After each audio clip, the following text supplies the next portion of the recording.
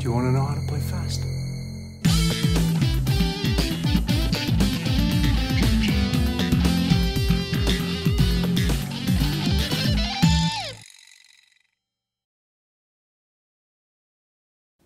Hey guys, Fred here.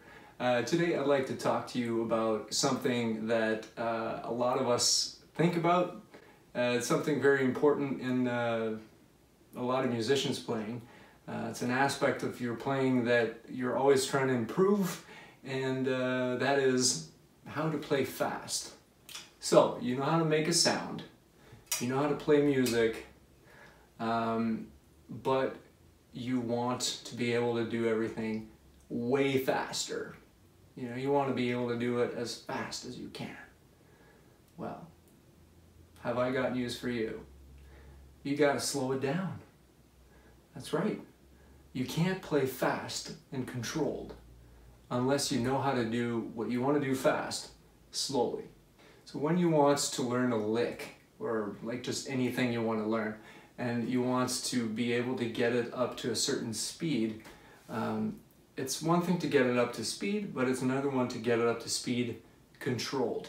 So you basically control all the aspects of playing something at a certain speed. So the first thing to do is to slow things down and to learn the muscle memory of that particular pattern you want to learn. It's very important to start off at a speed that's slow enough for you to be able to analyze what you're doing, so as to, you know, to catch yourself doing these little inefficiencies, you know, moving a little too much, moving your fingers a little too high. So it's very important to catch yourself right at the beginning when, you know, you're learning the muscle memory, as opposed to learning something inefficient and trying to speed it up. If I'm getting ready to learn a specific lick, I would grab my metronome. I don't have a metronome. But if I had a metronome here right now, I would show you my metronome. There, put your metronome on your stand, you grab it, tweak it, turn it on, put it at a very slow tempo, whatever tempo you need to have it at. It needs to be slow enough that you can play what you want to learn, and slow enough that you can analyze what you're doing as you're doing it. So once you've played that musical passage or lick at that tempo that you set at, and you've figured out how to play it as efficiently as you can, then it's time to tweak up the speed a little bit, and then you repeat. You try and play it again as efficiently as possible. If it's still easy, and if it's still like perfect, crank it up one more notch. You know, the goal is to push yourself all the time, so you get to a level that is a little uncomfortable, and you, by practicing, by being very focused in your practice and efficient, you try to learn how to get that uncomfortable speed back to a comfortable level where you're controlling every aspect of what you're doing. And once that is learned, you crank it up a little faster, and eventually your mind-muscle connection will adapt to whatever you're throwing at it. The important part is that you practice diligently. It's like you practice and with focus. You just don't go through the motions of just playing everything, because that's easy to do. What's hard to do is to do things with the least amount of effort, because at the end of the day, it's going to really count to be able to be super efficient, because you'll get to a certain amount of playing, certain passages that are required for you to play that are extremely demanding. So you don't want to work more than you should, because at one point it's just going to be too much work. It's going to be too demanding for your level if you haven't figured out these issues by practicing.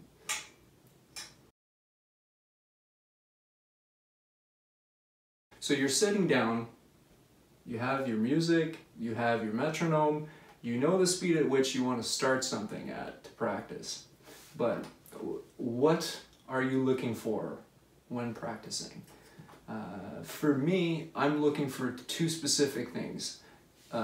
Efficiency in the facial muscles. So you want, again, as per my previous posts, you want to make sure that you're using the least amount of movement, because you frankly don't really need to move your muscles here. All they need to do is just hold the chops inside the mouthpiece at whatever intensity they need to be in there at. So don't move them. And secondly, the valves. This is a very important part, especially when you want to play fast. You want to minimize the movement. So from here to there. From here to there is a very, very minimal amount of space. But very often, and I'm a definite culprit of this, you start playing fast, and you know you're by trying to play things fast, like you're actually just, your fingers are going way higher than they should, and so that's some extra effort and extra time that you're wasting. By practicing slowly, you want to focus on the efficiency of how you press your fingers down on the valves. So there's only a certain amount of distance between an open valve and a closed valve. Any extra effort is effort wasted and is time wasted. It's a fraction of a second, right? But it all counts. If you want to play crazy fast and you want to do it effortlessly, then all this extra effort when releasing pistons or banging them down has to be as efficient as possible. And it's something that you eventually don't think about it as you're doing it, but it only happens that way if you practice diligently, if you practice with the focus. So if you make sure that every time you sit down and play whatever lick, that your fingers aren't moving more than they should, then you won't have an issue with your fingers going fast, because you would have practiced it that way. Incrementally raising the speed as you get comfortable with whatever you're practicing. So another thing that helps me out when playing fast is to think about whatever time signature you're in as slower than it is. So basically you want to divide your time signature in bigger intervals. So if you're like playing in 4/4 and it's going pretty fast, so kind of like a, you know, a bebop lick or whatever, like 1 2 3 4 2 2 3 4 3 2 3 4 4 2 3. It gets frantic.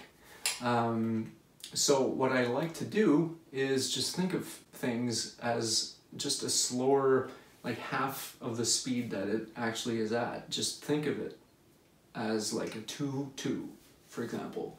So instead of going 1 2 3 4 2 2 3 4, you go 1 2 2 2. Same speed. It's just less busy in your mind. It's less stressful. So that about sums it up for me today on how to play fast. If you have any questions, again, you can hit me up with anything you might want to ask me. It's going to be a pleasure for me to answer your questions. Please like the video if you've enjoyed what you heard, and I invite you to subscribe to my channel if you want any more of these types of video coming your way. Take care and stay sharp.